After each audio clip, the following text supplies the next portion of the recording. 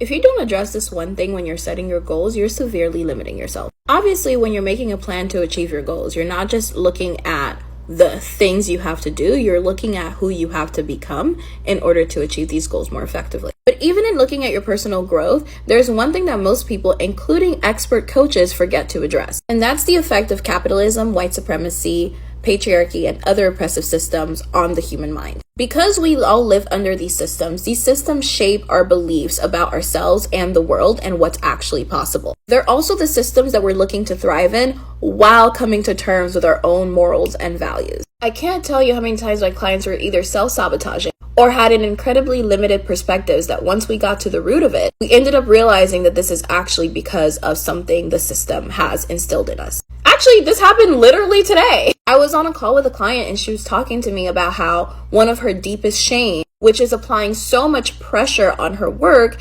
has to do with the fact that she doesn't have a PhD like everyone else in her family. And so because of that, she feels like her work isn't valid because she didn't go to school for it. Is that stopping her from going after her goals? Absolutely not. Is it messing with her flow, causing self-doubt, causing imposter syndrome, and putting unnecessary pressure to prove and validate herself? Absolutely. And in the end, that creates delays and makes it that much harder for you to actually achieve your goal. The point is, if you don't address the effects these systems have on you, especially if you're a marginalized person, it'll create hidden obstacles you don't even know how to address. This is why this is such an important piece of my process. And I regularly point out how these oppressive systems are affecting my clients so that they're able to see it too, so that they can thrive beyond these systems. If that sounds like something that's up your alley, you're going to love it here. You can either follow for more, or if you want to thrive in your creative career and have the time, book a free call with me. I have a few regrets in my career.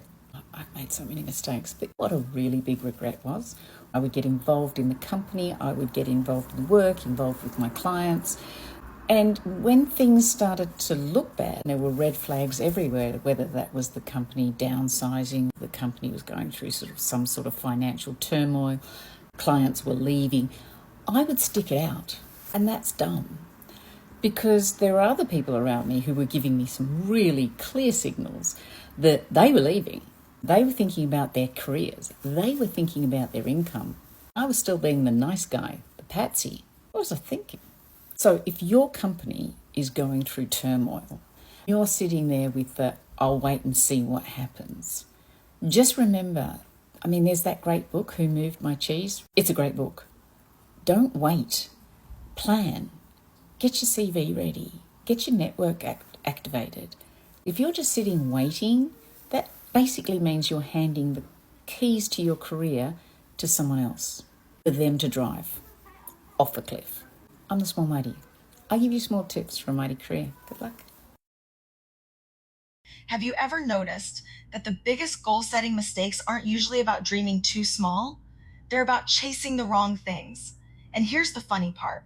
We can spend years color-coding planners, buying fancy journals, downloading productivity apps, only to realize the biggest thing we forgot to organize was ourselves. So I asked 15 women over 35, what do you regret the most? And their answers surprised me because it wasn't about career or kids. I expected them to say choosing the wrong job, staying too long in relationships, or not chasing bigger opportunities. But 12 of them said the same exact thing. They regret not starting to live for themselves earlier. Not because they failed, but because for years they learned to be agreeable, available, and responsible, and slowly built lives that only worked if they kept showing up every single day. And here's what actually hit me. Most of them did everything right. They got the degrees, built the careers, showed up for everyone else, but around 35, they realized something felt off. Not because they weren't successful, but because nothing they built actually gave them freedom. Their income still depended on their time, their life still depended on their effort, and even now, they're still the engine behind everything. They didn't regret what they did, they regretted what they kept postponing, the ideas they never explored, the paths they didn't take because they didn't feel clear enough, the things they knew they were capable of, but never gave themselves permission to build. One woman said to me, and I won't forget this, she said, I spent years waiting for permission to do something for myself. Financially, creatively, personally, like my life needed to make sense to everyone else before it could actually belong to me. And that's when it clicked, ladies. This isn't about success versus failure. It's about building a life where everything depends on you versus building something that actually supports you. There's a difference, because the truth is a lot of women aren't stuck because they're not capable. They're stuck because no one ever showed them how to turn what they already know, what they've already lived, and what they've already built into something that pays them back. So they keep working harder inside the same model instead of building leverage. So if you're listening to this and you're thinking, this is me, this is your moment to stop waiting. Not for permission, not for the perfect idea, not for more information, but to finally build something that works for you. No one talks about what it feels like to feel stagnant while you're working towards your goals. This is something that I feel like I have felt so heavily this year, and I didn't realize that I would feel this. I started the year really strong. I had a lot of goals. I was like, I'm going to work so hard towards my goals. And then slowly after putting in the effort, I felt like I wasn't seeing the results that I wanted to see, or I felt like I should have seen at the time I wanted to see them, which is obviously not how it works, but it's different when you live that experience and you just feel so stagnant. I was like, I'm putting in all of this effort in all of these areas and I just feel like nothing is happening. I feel like the more that I'm working towards something, I'm like somehow pushing it even further away, which is not true, but I just didn't know how to handle not seeing the results that I felt like I should see, or not getting the feedback that I thought I should be getting at a particular time.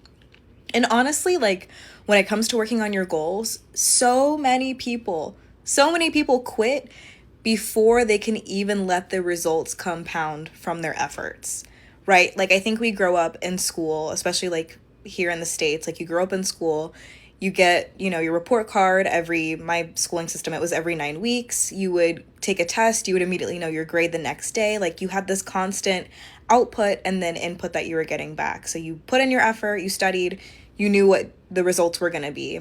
But when you get older and you're an adult, like these results become so much more ambiguous. It's like, okay, I'm in the gym for however many weeks. I feel like I'm not losing any weight yet. Like, where is it going? And if you're losing weight the recommended way, you're weight training and doing all those things, like the results might be very slow to show.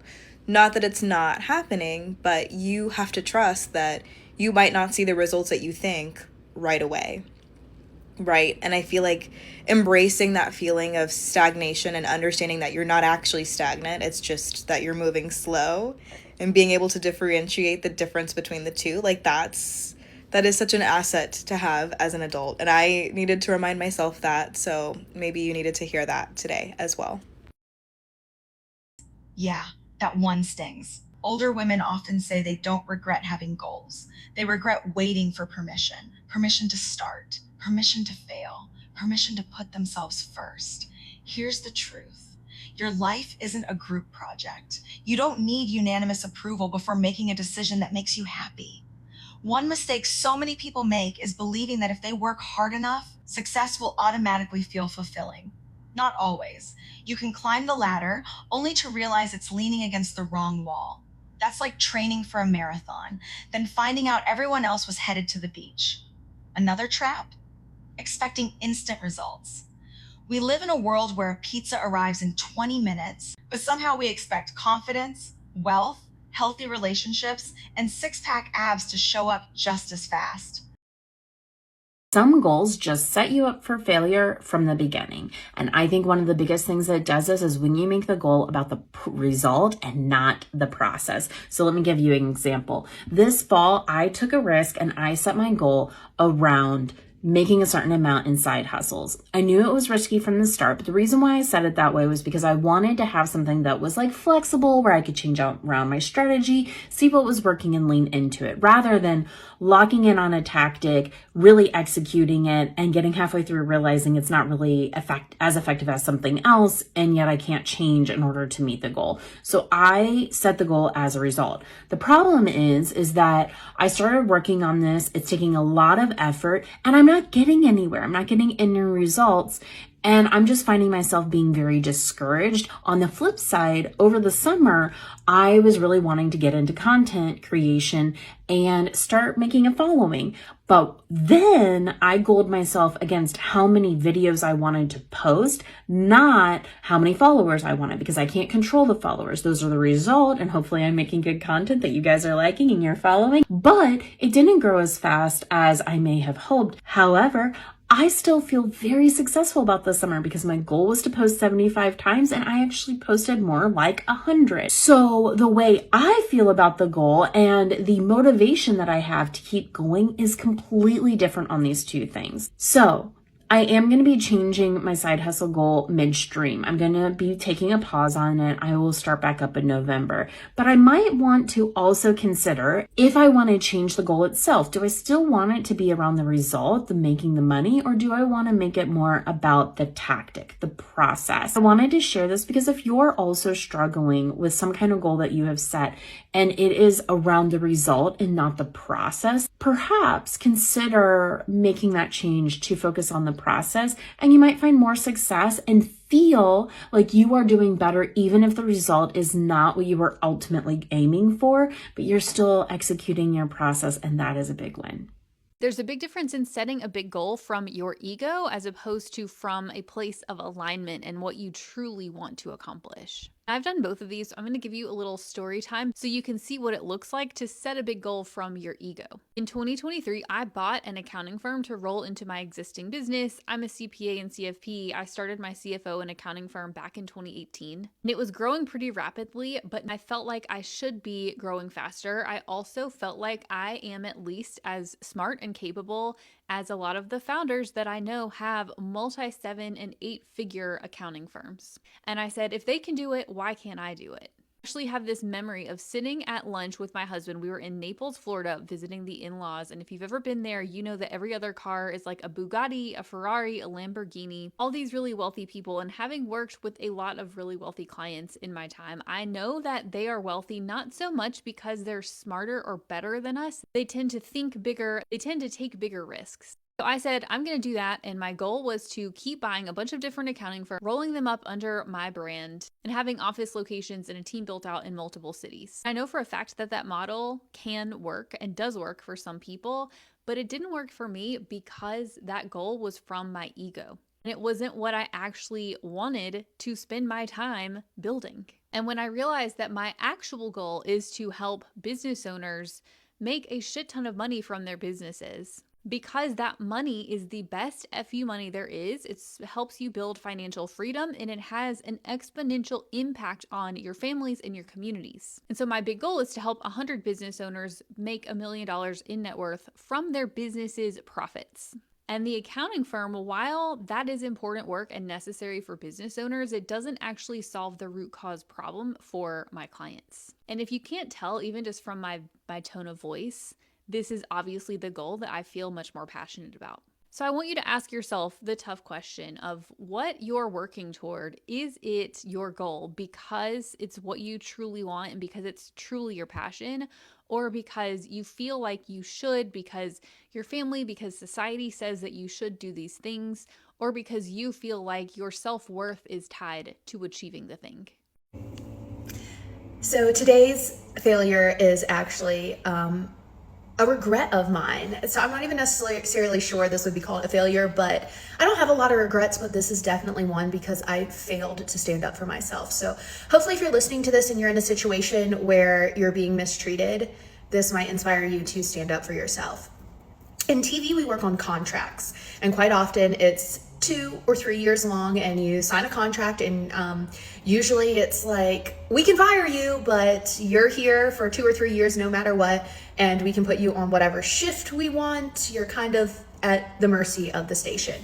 And I was still new in my career, and I signed a contract for 3 years at a station, and right after I started working there, not even 6 months, I don't think, they switched my schedule from doing just weekend morning shows and 3 days during the week to doing weekend doubles, which meant I did the Saturday morning shows, the Saturday night shows, and then the Sunday morning shows. And I worked Thursday and Friday just doing other stuff. So basically, I worked all weekend, every weekend, and I worked nonstop from Saturday morning until Sunday afternoon. And after about a year of that, I was sick constantly, not just like physically, but I was really mentally sad because I was young, and it was like I couldn't do anything on the weekends. I was away from home, so I was missing everything because I worked all weekend, every weekend. And if I needed to take a weekend day off, I had to take multiple PTO days. So I kept trying to, get other solutions. Like maybe I can just have one weekend day off a month, or maybe some other people can help fill in because I'm struggling. I'm exhausted. I'm going for basically like 36 hours with no sleep. And if there was severe weather or active weather, I'd get no sleep at all. So I went to my doctor, and my doctor was like, you're going to keep getting sick because your body's worn down. And I started seeing a therapist, and my therapist was like, you're depressed because your body is sick and you can't feel better because you're working for 36 hours straight. So they both recommended that I be taken off that schedule because it was unhealthy. And my station refused. And at that time I had like another job offer that was way better. And so I was trying to bargain with my station, like, hey, I'm not happy here. It's clear that I'm not happy. Please just let me go. So long story short, I actually ended up having to pay them quite a bit of money to be able to leave. And at that time, I just didn't want to have to go through court and stand out for myself and say, no, you guys have to like work with me here. I literally am falling apart. I just did not stand up for myself. I paid the money, which at the time was a lot of money because I was still early in my career and I wasn't making a lot of money. So I paid the money to leave, but now looking back on it, I wish I would have said, okay, let's go to court. Or, okay, let's take this to mediation, because there's no way that with a doctor's note and with, seeing these hours that this would ever fly. So that's my message for today. Stick up for yourself. Even if it feels a little scary, when you know you're being treated wrong, stick up for yourself. Life politely says, nice try. Real growth is sneaky. It's happening while you think nothing is happening. Just because the tree hasn't grown above the ground doesn't mean the roots aren't working overtime underneath. Then there's the comparison game. You see someone buying a dream house. Someone else launches a business. Another person is vacationing somewhere that looks suspiciously like a desktop wallpaper. Meanwhile, you're sitting there wondering if folding laundry counts as cardio. Listen, comparison is one of the fastest ways to quit a race you were never supposed to run. The most successful people aren't always the most talented. They're often the ones who simply refuse to stop. At the end of last year, 2025, I swore to myself that this year was going to be different, okay? I have wasted so much time of my life doing things that didn't serve me, doing things that were affecting my health, my relationship, my mental, just everything overall. Obviously, one of them being drinking. Each day that I'm sober is a huge win. But I swore to myself 2026 was not going to be the same. It wasn't going to be the same. This year was the first year that I decided to do a vision board. There are so many things that I wanted for myself: a healthy mindset, overall being healthy, a good relationship with my husband, a good relationship with my kids and my family. And I'm making this video to tell you guys, anybody out there that is going through a hardship, that is going through a hard time in life, that never give up on yourself, okay? Never give up on yourself. Until you are dead, you can reinvent yourself as many times as you need to. It doesn't matter how old you are. It doesn't matter how young you are.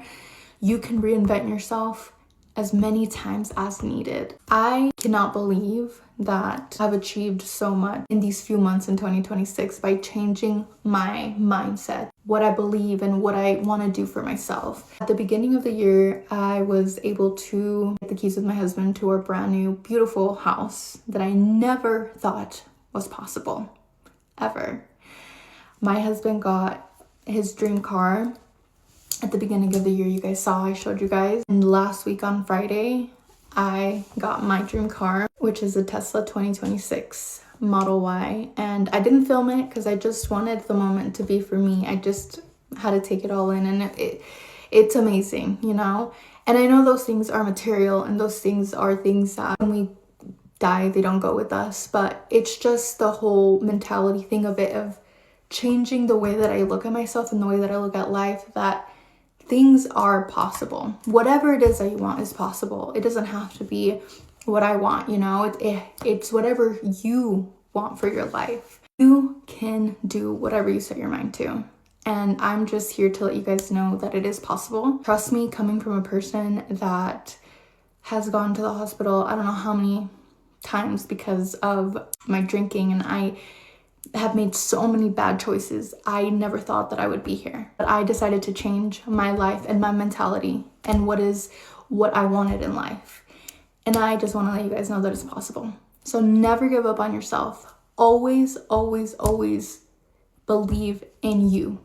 And I promise you'll be able to achieve anything. Sorry for the rant, but I just wanted to let you guys know. Bye. Love ya. I regret prioritizing my career as much as I did, and I don't even have a family. Now, that doesn't mean that I regret my 30 plus year career in the hair industry. I am very grateful for all the opportunities that I've had, but I worked really hard, and I worked so much that I would get physically sick, and I would prioritize work over everything. Like, I wasn't going to go to my aunt's calling hours because I had a meeting and I was scared to cancel it. I also don't think that particular type of work that I was doing was really in alignment with what I want. I got stuck on a sales track and kept climbing the corporate ladder, and I don't know that I ever completely left it or left it in the capacity that I was doing it. And I think that was part of the problem too, is I was a little bit out of alignment. You should be planning things in terms of years, first engineering it and then taking those goals and breaking them down to quarter, and then taking the quarterly goals and breaking them down to each month, then weekly, daily. So in reality, this shit should have been planned. You should not be launching nothing that was not planned. That doesn't have a purpose. That doesn't make sense. Your brand is all over the place because you're launching shit all over the place, and that shit don't make sense. Okay, so I need you to stop launching randomly and to start planning. If you love game like this, make sure to follow me for more. If you hate living regret, this video is for you. A lot of us set out to accomplish things in life, and one mistake that we tend to make is to quit before the thing happens. This is not a lack of effort, because most of us will start that thing, we're excited about it, we're ready to go into it, put all the effort into it, and 1 month comes around, it's not working out. 6 months comes around, it's not working out. 1 year comes around, it's not working out. The easiest thing for us to do is to stop. That is your mind trying to protect you, because your body is telling you and your mind is telling you, man, I've put in all the effort I can, but it hasn't happened, so I need to stop wasting my time and figure something else out. That is the biggest mistake you can make. Now, are there things that you should potentially stop doing because they're not going to happen? Yes, but there are going to be more signs that are telling you that thing is not worth the effort. When it comes to building wealth, that end goal is always possible. You may not know the amount that you're working towards. You have a goal that you set, and that goal, financial wise, is more likely to be achieved. But the most important thing you have to understand is that you cannot quit while you're at it. You have to keep pushing through even when obstacles present themselves. What you need to think about while you're in the process and the obstacles are coming up is, what can I do to continue to maintain that momentum and achieve the goal that I've already set out? If you already know, I want to have X amount by age X, or I want to travel more often, or I want to be able to fund a certain lifestyle, you have that goal already in your mind. Not allowing your own mind to trick you into stopping is equally as important as achieving that goal. Don't stop while you're at it, because you will regret the decisions at the end of the day. If you're someone that doesn't want to live in regret, don't stop pushing. Keep moving, and that financial goal that you have will be achieved. Put it down on paper, figure out the steps you need to get there, and go get it. If you'd love to continue to build and maintain wealth, go ahead and like and follow, and go build that wealth. One of the biggest mistakes I feel like we make when it comes to goal setting is focusing on the goal and not focusing on who we need to become in order to handle the goal. For many of us, dreaming is not the issue. It's really the execution. It's important for us to just take a step back and think about the gap between who we are now and who we need to be in order to achieve whatever those goals are. How does that person talk? What time does that person wake up? How does that person eat? How does that person treat others? What is the character of that person? What are the habits of that person? I think that when we ask ourselves those questions, not only are we running the play, but we're also becoming the person. The number one mistake that people make on their self-help or self-improvement journey is becoming something called a forever student. This is the kind of person that reads all the self-help books, listens to all the self-help podcasts, but they feel like their life is still the same. They feel like nothing has actually changed, even though they know more. And this is right. This is because you are growing intellectually, you are growing mentally, but you are not growing physically and or behaviorally. You are actually just learning all of this information and never applying it. And it comes to a point where it's like, what's the point? And it's the forever student, the student that does all the quizzes, they stay in school, they do all the things they're essentially supposed to do, but they never actually graduate to use their degree. So it's like, you know all this stuff, but how are you actually going to use this and or apply this? And I want a lot of people to understand, when you are on your self-improvement and self-help journey, you need to take pauses. You need to close the gap between what you know and who you currently are, because I want you to understand, as you learn more, the gap gets larger and larger and larger and larger and larger. That didn't work as well as I thought, but you get what I'm saying. And it makes you feel like you're so much farther away from the woman that you want to be. And it's because you are, like, you create such a gap because behaviorally you're doing all the same stuff, but mentally you've grown almost years worth of information. But your body's like, okay, but why aren't we doing anything? Why aren't we changing anything? Now we know we have childhood trauma. Now we know we have motivation problems. Now we know, but it feels like nothing is actually changing. Now, I break this down more on my video on YouTube called How to Stop Giving Up on You. It's a really short 8-minute video where I basically teach you reasons why you struggle with being consistent, why you struggle with motivation, and ultimately, why do you keep giving up on yourself with hidden things that people don't know. So I recommend to go check out that video. Of goal setting, and everyone's planning their New Year's resolutions and getting their ready, goal set, slay, whatever's happening. I think it's really important to talk about what no one ever talks about, all right, is actually how to not be the 91% of people that don't achieve their goals. Because only 9%, about approximately 9% of people, 9% of people achieve their goals every year. And this is the biggest thing that no one addresses, is actually how to set goals that are, one, aligned with you and practical for you and the life you desire. Two, are planned and practical in a way that you have the daily action steps and know exactly what you need to do. You have a clear vision of how doing this every day is going to get you to there. And three, working on removing the blocks that come up. Because the biggest thing that happens when people goal set, yeah, you can write down all the things and journal and meditate and manifest and have the vision board. But when it comes to the execution and taking action of the goal, it's that you feel something come up. Maybe it's the thought of, oh my God, I can't do this, or I'm not enough, or, oh, people are going to judge me when you're going to post on social media, or, oh, like, it's always the thought. And that's your subconscious mind holding you back from going towards that goal because it's out of your comfort zone. So what we actually need to address, this is what every single human being needs to do. If you're someone that wants to achieve goals and make shit happen in your life and see results and feel accomplished, and not like you're not making anything happen, you need to actually address the deeper rooted issue of your nervous system and your subconscious mind not being on board with your goals. You need to learn how to create safety within the body. You need to learn how to get. They kept showing up, especially on the boring days, because success isn't built on motivation. It's built on repetition. Another lesson? Don't build goals around proving people wrong. Build them around becoming someone you're proud to wake up as. There's a huge difference. When your goal comes from your ego, every setback feels personal. When your goal comes from your purpose, every setback becomes part of the training.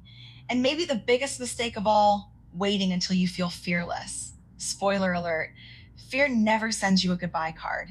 It just gets quieter every time you move anyway. So if you've been putting off that business, that class, that conversation, or that dream you've been carrying around like an unopened package, maybe today isn't the day to have everything figured out. Maybe today is simply the day you finally begin.